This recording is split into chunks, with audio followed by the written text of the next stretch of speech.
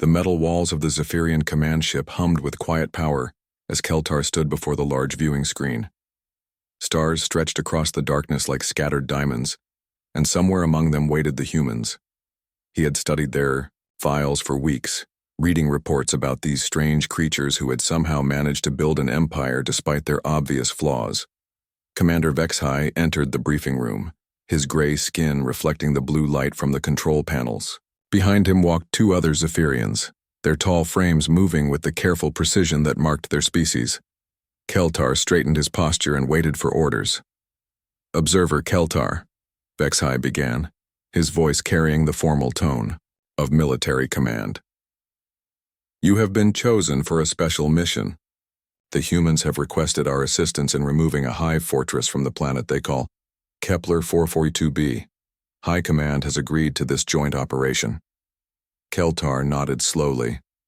The hive were dangerous enemies, insect-like creatures that consumed everything in their path. Both the Zephyrian Empire and the human territories had fought them before, usually with heavy losses. A joint mission made sense from a strategic viewpoint. "Your task," Vexhai continued, "is to observe human combat methods and report on their effectiveness.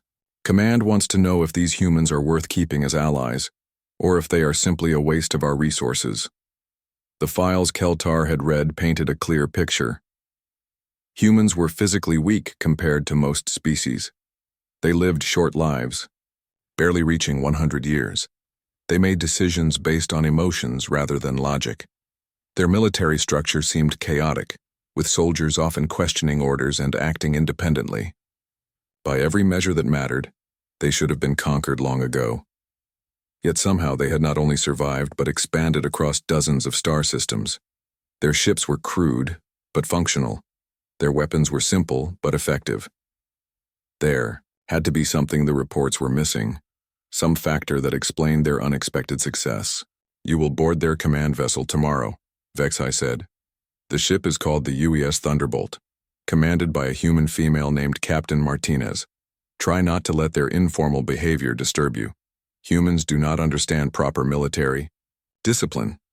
Keltar spent the rest of the day reviewing tactical data. The hive fortress was built into a mountain range with multiple defensive layers and underground tunnels. Standard Zephyrian doctrine would require a siege lasting several weeks, with careful planning and minimal casualties. He wondered how the humans planned to approach such a difficult target. The next morning, a small transport shuttle carried Keltar to the human fleet. As they approached the UES Thunderbolt, he could see the differences immediately. Zephyrian ships were smooth and elegant, designed for maximum efficiency. The human vessel looked like it had been built by welding metal plates together. It was ugly but sturdy, covered in weapon systems and communication arrays. The docking bay was loud and busy. Human crew members moved equipment and supplies with an energy that seemed almost frantic. They talked loudly to each other, sometimes laughing or shouting across the space. Keltar had never seen such disorder on a military vessel. A human woman approached him. She was shorter than Keltar, with dark hair tied back and wearing a uniform that looked practical rather than formal. "You must be our Zephyrian observer," she said, extending her hand in the human greeting gesture. "I'm Captain Lisa Martinez. Welcome aboard the Thunderbolt." Keltar carefully shook her hand, noting the firm grip. "I am Observer Keltar. Thank you for allowing me to study your operations." Captain Martinez smiled, showing her teeth in what Keltar knew was a sign of friendliness among humans. "Study away. Just try to stay out of the way when things get busy. Combat can be a little chaotic around here." She led him through the ship's corridors, pointing out different sections. The medical bay was larger than he expected, with more beds than seemed necessary for the crew size. The weapons storage area contained an impressive variety of guns, explosives, and other equipment. Everything looked well maintained despite the ship's rough appearance. "Most of our crew are Marines," Martinez explained as they walked. "We specialize in ground assault operations. The hive fortress is going to be a tough nut to crack, but that's what we do best." They reached the bridge, where human officers worked at various stations. Unlike a Zephyrian command center, this bridge was full of noise and conversation. Officers called out updates and confirmations, sometimes speaking over each other. Keltar observed that somehow, information still flowed efficiently despite the apparent chaos. "Admiral Kane is overall fleet commander," Martinez said, pointing to a large screen showing a stern-looking human male. "He's coordinating with your people and planning the assault. We'll reach the target system in 36 hours. Keltar was assigned quarters near the observation deck, where he could monitor human activities without interfering. He spent his first day taking notes on crew behavior. The humans seemed to have little respect for rank, with junior officers often joking with their superiors. They ate meals together in large groups, sharing stories and laughing loudly. What surprised him most was their attitude toward the coming battle. Zephyrian soldiers prepared for combat with quiet meditation and careful equipment checks. These humans seemed almost excited about the prospect of fighting. They talked about previous battles like they were sharing memories of sporting events. Sergeant Alex Thompson stopped by Keltar's quarters that evening. The Marine was a large man with scars on his hands and a relaxed manner that would never be acceptable in the Zephyrian military. "Captain says you're here to learn about human tactics," Thompson said, settling into a chair without being invited to sit. "Hope you're ready for a wild ride. The Hive don't like to give up easy, and neither do we." "Your confidence is noted," Keltar replied carefully. "Do you believe this mission will be successful?" Thompson grinned, the same tooth-showing expression Captain Martinez had used. "Success? Friend, we're going to turn that bug nest into a crater. The only question is how many of us get to go home afterward." The casual way he discussed potential death disturbed Keltar. Zephyrian soldiers were trained to minimize casualties and preserve lives. These humans seemed to accept loss as an inevitable part of warfare, almost treating it as normal. As he prepared his first report that night, Keltar found himself confused by what he had observed.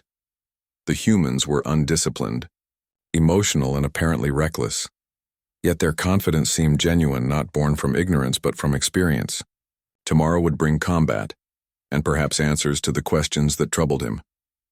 Outside his window, the stars continued their ancient dance, unaware that on a small ship filled with strange creatures, an observer was about to witness something that would change his understanding of war forever. The alarm that woke Keltar from his sleep was unlike anything he had heard before.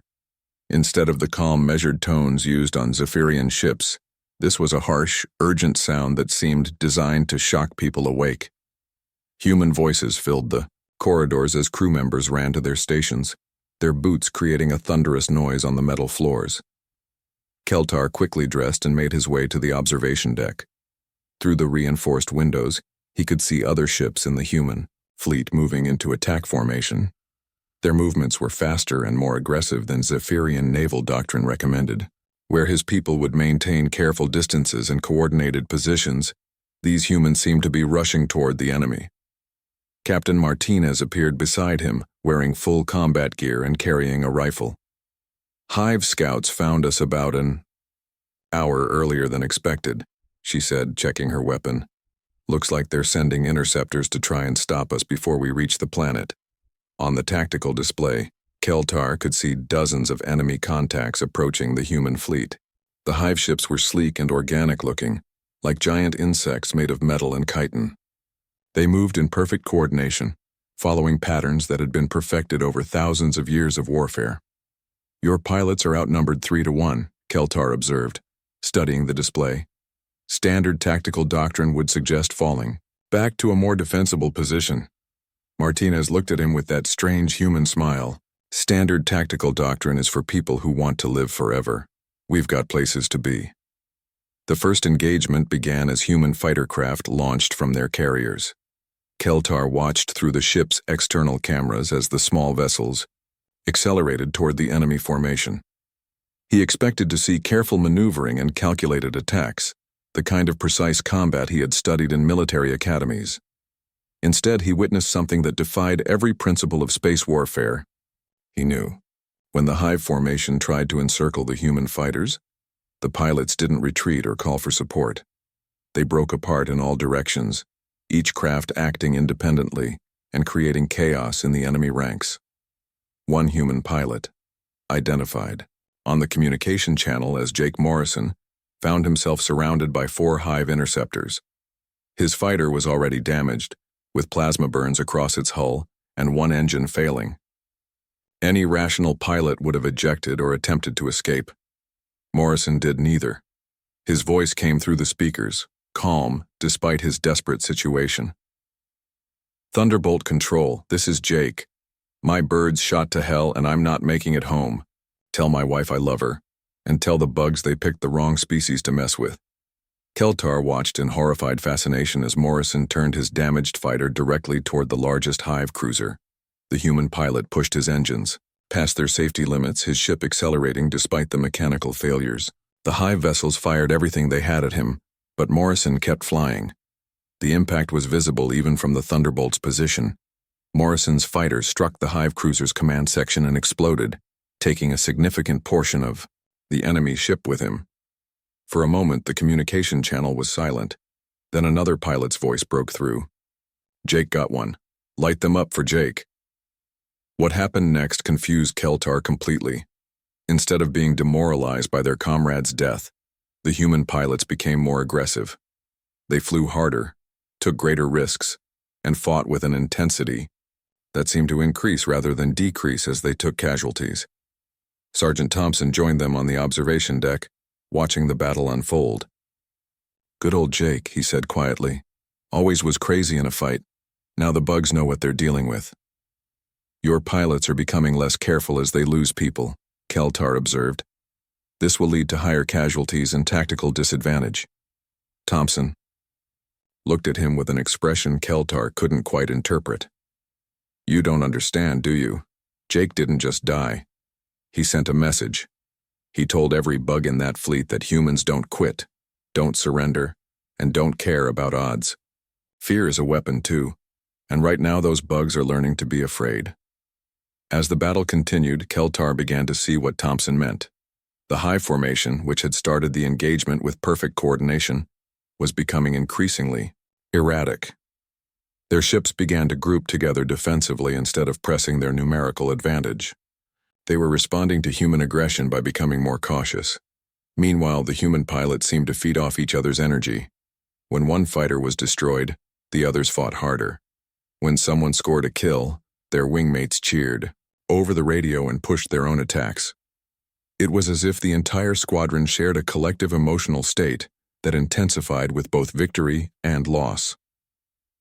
The tide of battle turned when a group of human bombers broke through the Hive line.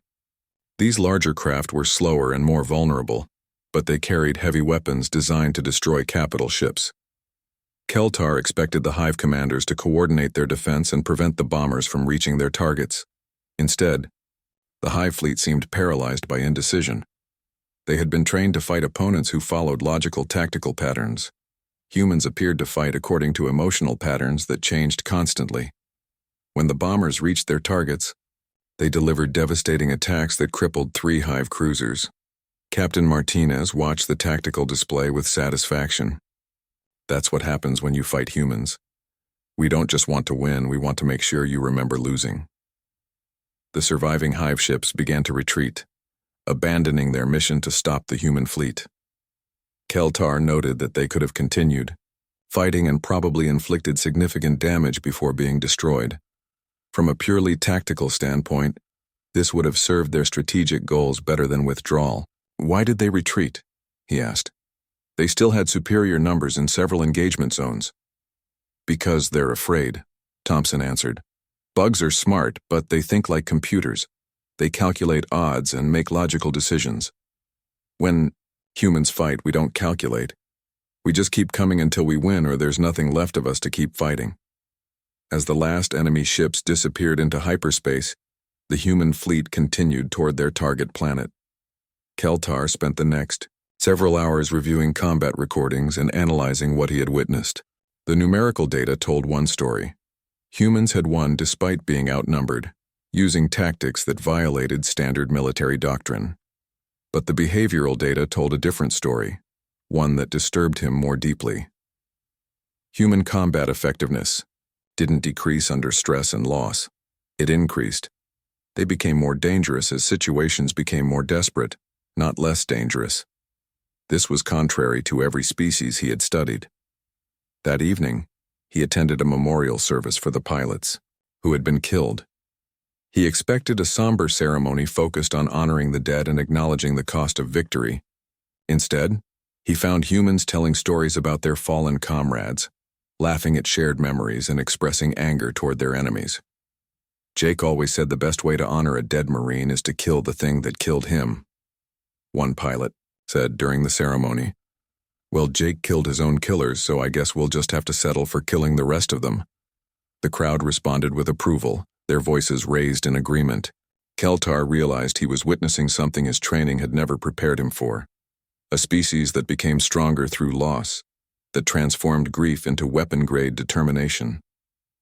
As he prepared his second report, Keltar found himself struggling to find words that would convey what he had observed. How could he explain to Zephyrian Command that humans didn't just fight wars, they personalized them? How could he describe a species that treated impossible odds as a personal insult rather than a tactical problem?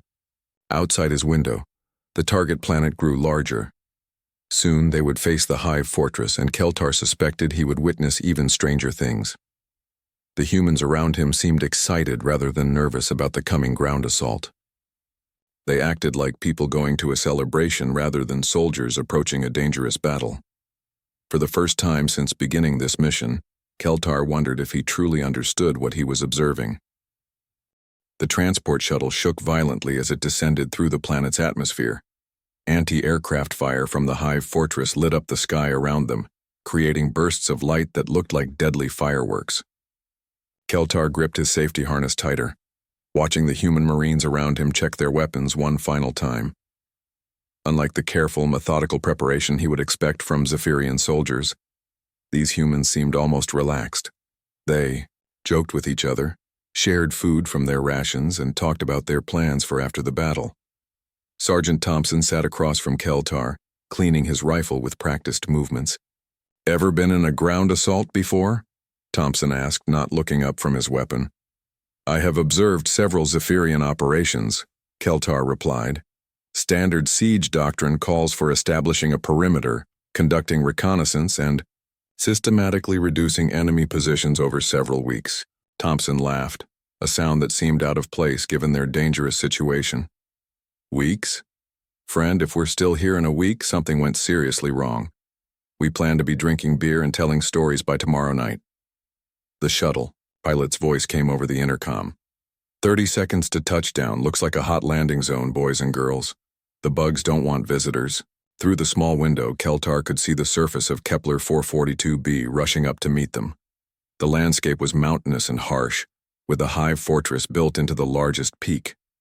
The structure looked like a cancer growing out of the rock, with organic curves and sharp spines that served both defensive and offensive purposes. Multiple weapon emplacements fired at the incoming shuttles. Keltar watched 2 other transports get hit, their hulls torn apart by plasma beams. He counted at least 40 humans who would not survive to reach the ground. The Marines around him saw the same destruction but showed no signs of fear or hesitation. "Poor bastards," one Marine said, watching the burning wreckage fall. "We'll make sure they didn't die for nothing." The shuttle hit the ground hard, its landing skid scraping against rocky soil. Before it had fully stopped moving, the rear doors opened, and the Marines were running out. Keltar followed, staying close to Thompson as they moved away from the landing zone. The air was thin and cold, with a metallic taste that reminded him of blood. All around them, more shuttles were landing and disgorging their human cargo. Explosions lit up the early morning darkness as Hive defensive systems tried to destroy the landing force before it could organize. "Alpha Squad on me," Thompson shouted, gathering his team around a large boulder that provided some cover. "Beta Squad, set up fire support on that ridge. Charlie Squad, start working on that bunker complex."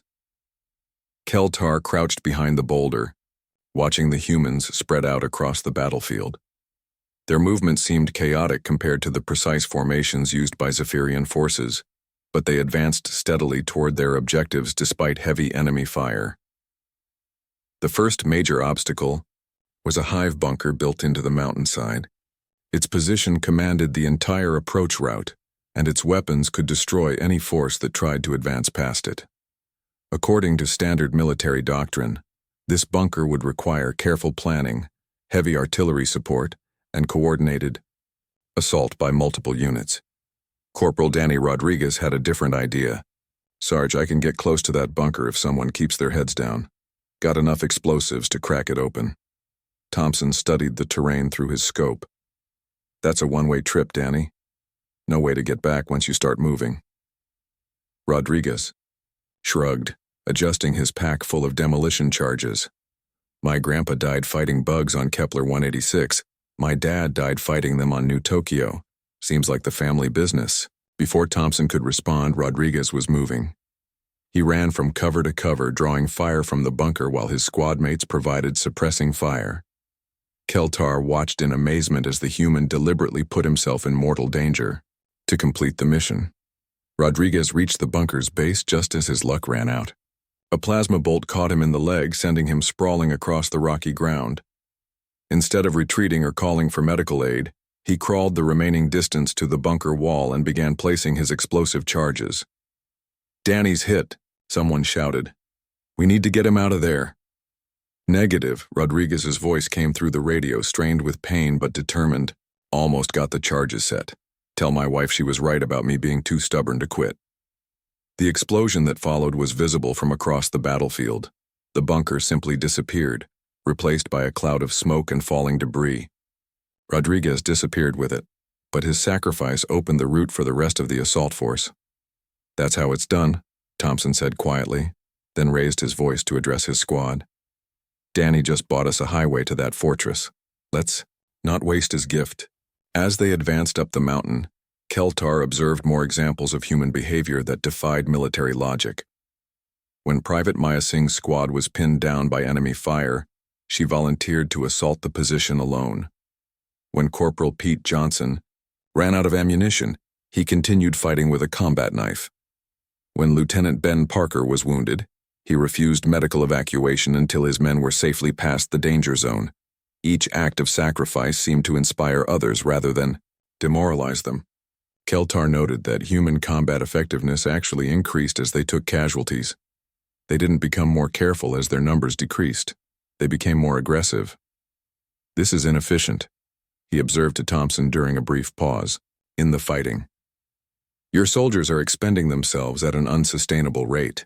A more conservative approach would preserve your force strength." Thompson reloaded his rifle and looked at Keltar with an expression that mixed pity with something darker. "You still don't get it. This isn't about preserving force strength.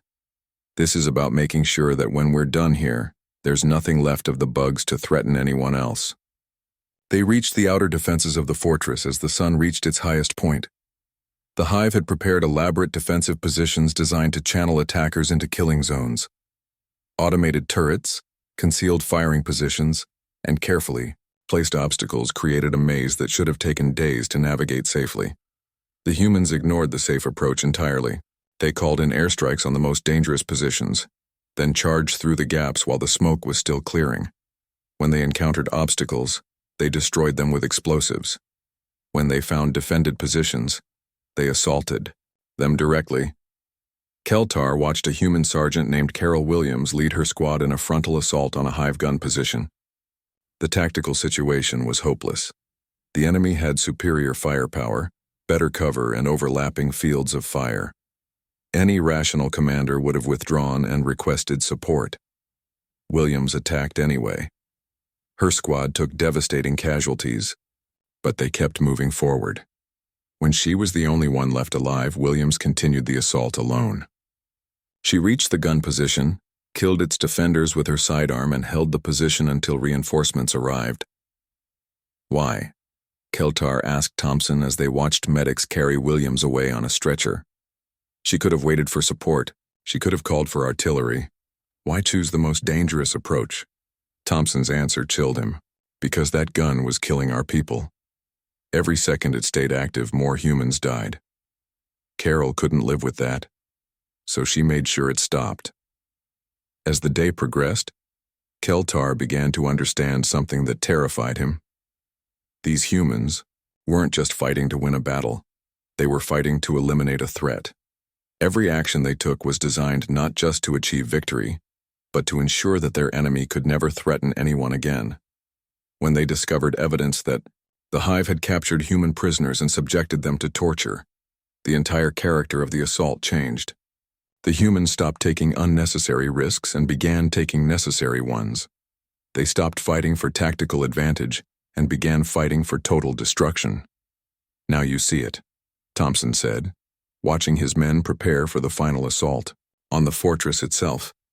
"We didn't come here to win, we came here to finish something. There's a difference." That night, as the humans prepared for the next day's assault, Keltar realized he was witnessing something unprecedented. These creatures didn't just fight wars. They waged them with a completeness that left no room for compromise or partial victory. The fortress loomed above them in the darkness, its weapons still firing occasionally at their positions. Tomorrow would bring the final assault, and Keltar suspected he would witness the full extent of human warfare. The thought both fascinated and frightened him in ways he was only beginning to understand.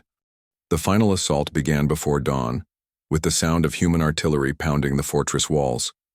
Keltar had spent the night reviewing tactical data, trying to understand how these humans planned to breach defenses that should have withstood weeks of siege warfare. The fortress was built into solid rock, with multiple defensive layers and underground tunnels that could sustain a garrison for months. Sergeant Thompson's squad had been reduced to 8 soldiers during the previous day's fighting, but their determination seemed to increase rather than diminish with each loss. As they prepared for the assault, Keltar observed the humans engaging in rituals he was beginning to recognize, checking weapons multiple times, sharing personal items with comrades, and making what seemed to be final statements. "My kids back on Earth are going to read about this in their history books," Private Sam Turner said, adjusting his combat pack. "Want to make sure they read something worth being proud of." Lieutenant Sarah Cooper had taken command of the combined assault teams after the previous commander was killed. She was younger than most of her soldiers, but they followed her orders without question. As she briefed the attack plan, Keltar noted that it violated every principle of siege warfare he had studied. "Intelligence says the main entrance is heavily fortified with automated defenses and overlapping fire zones," Cooper explained, pointing at a rough map drawn on the ground. "Standard doctrine would call for a methodical reduction of outer defenses, followed by careful penetration of the main structure." She looked up at her assembled troops, her face showing the same determined expression Keltar had seen on human faces throughout this campaign. "We don't have time for standard doctrine. Every hour we spend out here is another hour the bugs have to call for reinforcements. We're going straight through the front door." The assault began with a coordinated attack on multiple fortress entrances. Human soldiers moved forward under heavy fire, using explosives and portable shields to create breaches in the outer walls. Keltar watched from his observation position as entire squads disappeared into clouds of plasma fire and falling debris. What should have been impossible happened within the first hour. The humans didn't just breach the outer defenses, they completely overwhelmed them. Instead of careful advancement and consolidation of gains, they poured through every opening like water through a broken dam. Sergeant Thompson led his squad through a breach in the fortress's eastern wall. The passage beyond was a narrow tunnel designed to channel attackers into a killing zone. Automated weapons and concealed defenders should have made advance impossible. Thompson's solution was typically human. "Maya, you still got those demo charges?"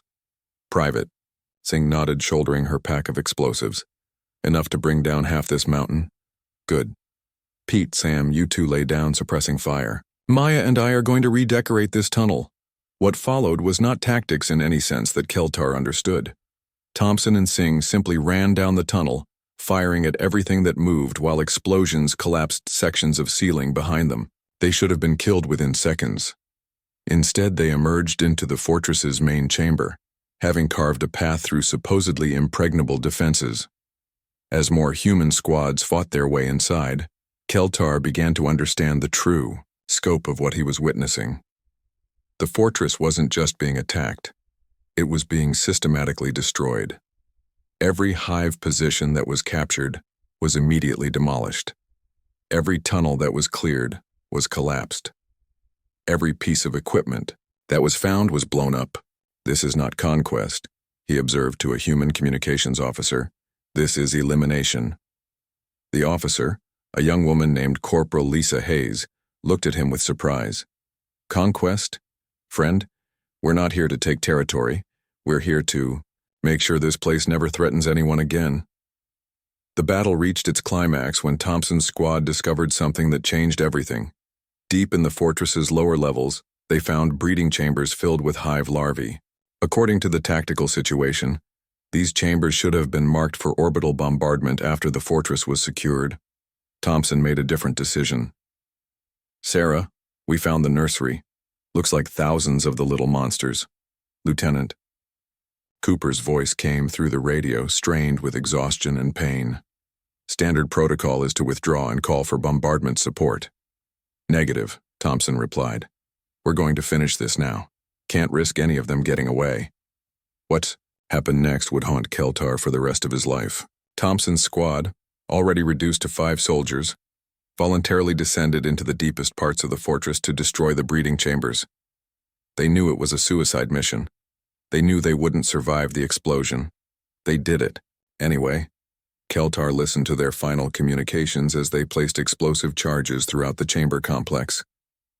There was no panic in their voices, no regret or fear. They talked about their families, their homes, and their certainty that what they were doing was necessary. "Tell my wife I love her," Thompson said as he armed the final charge. "Tell her, the kids can sleep safe tonight." The explosion that followed shook the entire mountain.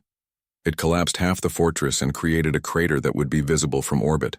Thompson and his squad were vaporized instantly, along with thousands of hive larvae that would never mature into threats. Lieutenant Cooper took the news of their sacrifice and used it to fuel the final assault. "Thompson's squad just took out the breeding program," she announced over the radio. "Every bug in this place knows they're not getting out alive. Let's make sure they're right." The remaining hive defenders fought with the desperation of creatures who knew they faced extinction. But their desperation was nothing compared to human determination. Room by room, tunnel by tunnel, the humans cleared the fortress with a thoroughness that left nothing alive.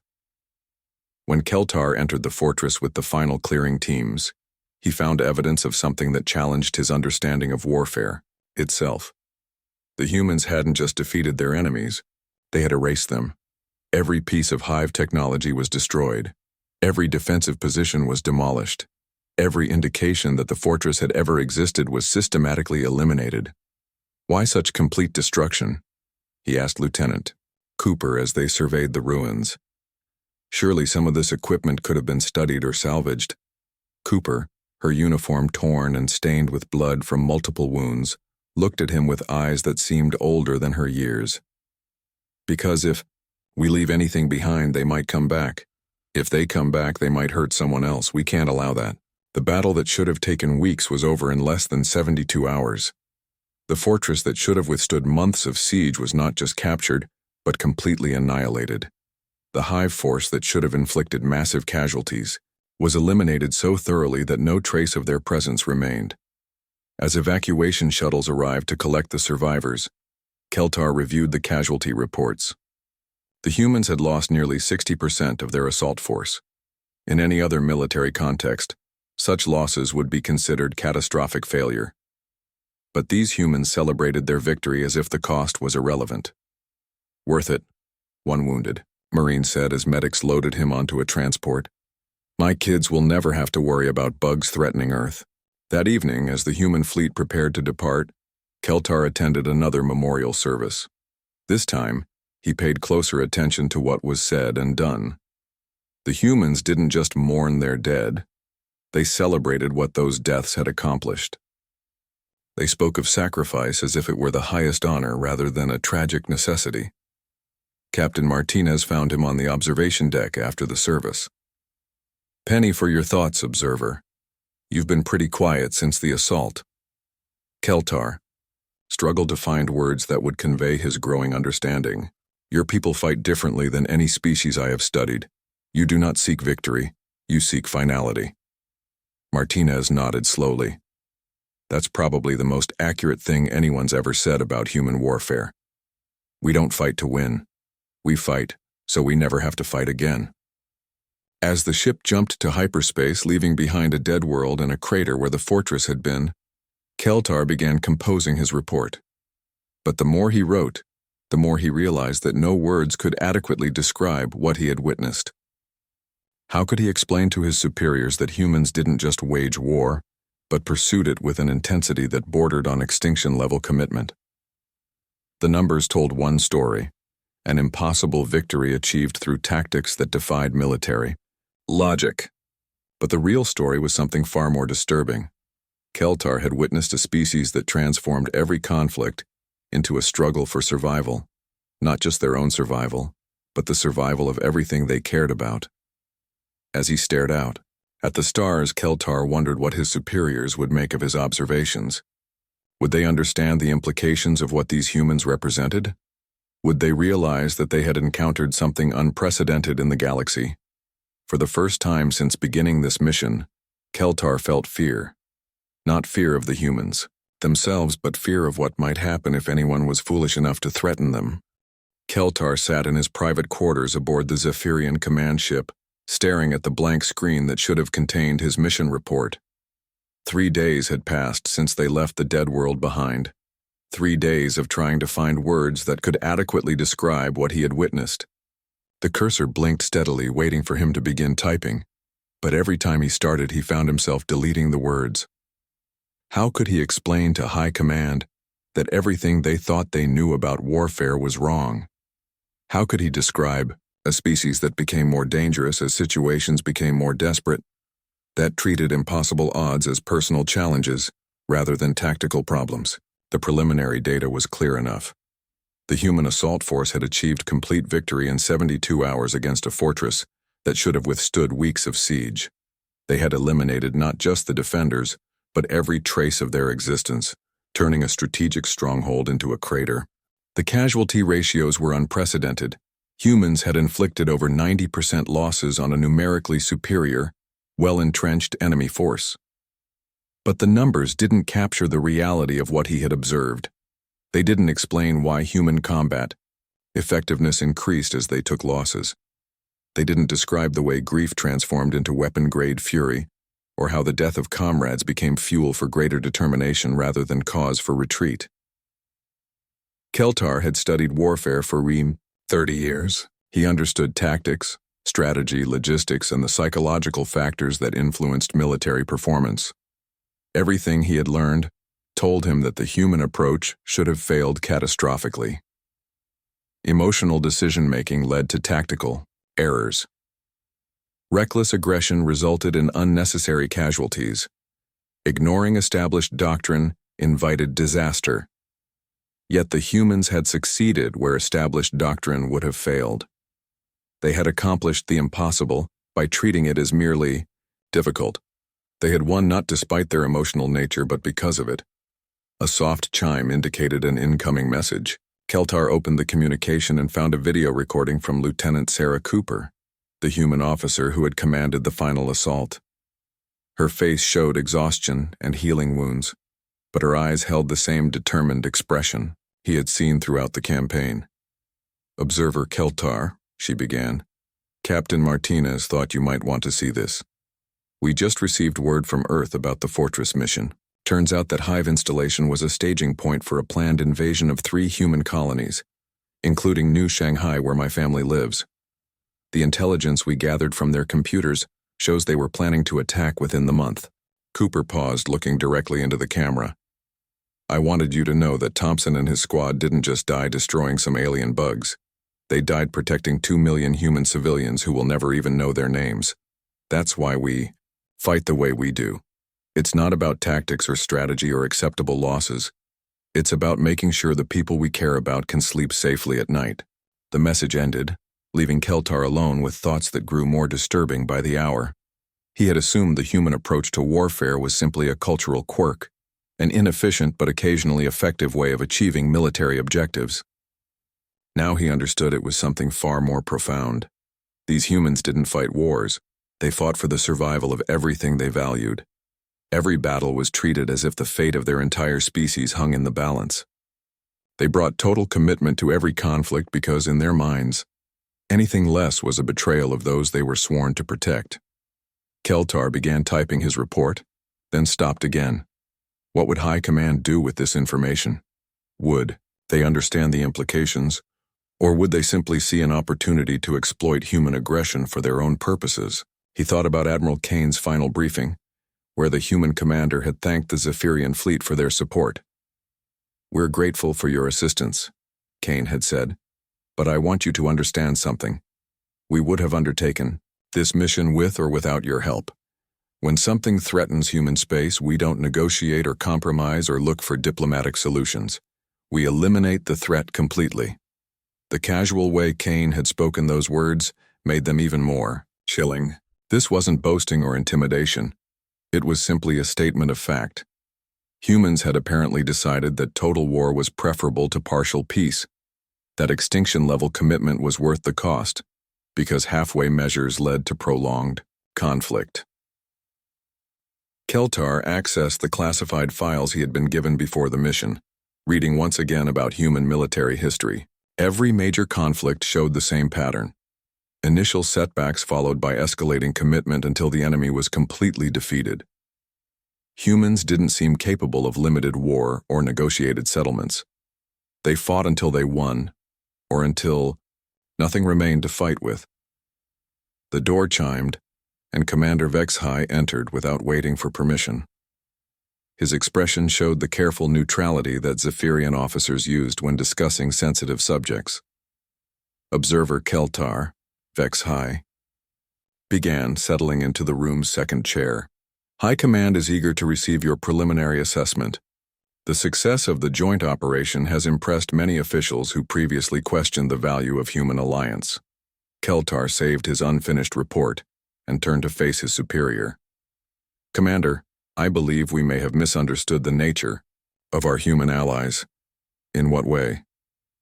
"We have been evaluating them as potential subordinates in our military hierarchy. I now believe this assessment is fundamentally flawed." Vexhai's expression didn't change, but Keltar sensed increased attention. "Explain." "Humans do not fight to achieve political objectives or territorial gains. They fight to eliminate threats to their survival. This makes them extraordinarily effective allies, but it also makes them potentially dangerous to anyone they perceive as an enemy." "Are you suggesting that humans represent a threat to the Empire?" Keltar chose his words carefully. "I am suggesting that humans represent a threat to anyone who threatens them. Their capacity for violence escalates in proportion to the level of threat they perceive. We have seen them as crude, but useful allies. I believe they are actually the most dangerous military force in the galaxy." Vexhai was quiet for several minutes processing this assessment. "Your report will need to reflect these concerns. High Command requires detailed tactical analysis and strategic recommendations." After Vexhai left, Keltar returned to his report, with new understanding of its importance. This document would influence Zephyrian policy toward humanity for years to come. If he described humans as simple military allies, his government might try to manipulate or control them. If he described them as dangerous adversaries, his government might try to contain or eliminate them. Both approaches would be catastrophic mistakes. Keltar spent the next several hours writing and rewriting his assessment. Every version seemed inadequate, unable to convey the full implications of what he had observed. How could he explain that humans had solved the fundamental problem of warfare by refusing to accept anything less than total victory? Finally, as the ship prepared to enter Zephyrian space, Keltar made his decision. He deleted everything he had written and composed a single brief message to High Command. Mission status: complete. Human combat effectiveness confirmed beyond all projections. Strategic recommendation: maintain alliance at all costs. Under no circumstances should the Zephyrian Empire be placed in opposition to human military forces. Detailed tactical analysis to follow. Observer Keltar, Xenological Division. Then he opened a new file and began writing a different kind of report, one that would never be sent to his superiors. In this document, he recorded everything he had witnessed: the way humans transformed grief into determination, how they achieved impossible victories through sheer force of will, and why any species that chose to fight them would face not just military defeat but complete annihilation. As he wrote, Keltar found himself wondering if there were other species in the galaxy who had made the mistake of underestimating humanity. If so, he suspected their civilizations no longer existed to share their experiences. The ship's navigation computer announced their arrival in Zephyrian space. Through his window, Keltar could see the familiar stars of home, unchanged by what he had witnessed. But he was changed, fundamentally and permanently. He had seen the future of warfare, and it belonged to a species that refused to accept defeat as a possibility. Somewhere in the vast darkness between stars, humans were probably fighting other battles, facing other impossible odds, and achieving other victories that would reshape the galaxy's understanding of what was possible. The thought both fascinated and terrified him. Keltar saved his secret report and prepared to return to his normal duties. But he knew that nothing would ever be normal again. He had seen what humans could do when they were motivated by love for their families and hatred for their enemies. He had witnessed a species that treated war not as politics by other means, but as a sacred obligation to protect everything they held dear. The galaxy was about to learn a very important lesson, and Keltar prayed that his own people would be wise enough to remain on the right side of human determination, because the alternative was something too terrible to contemplate.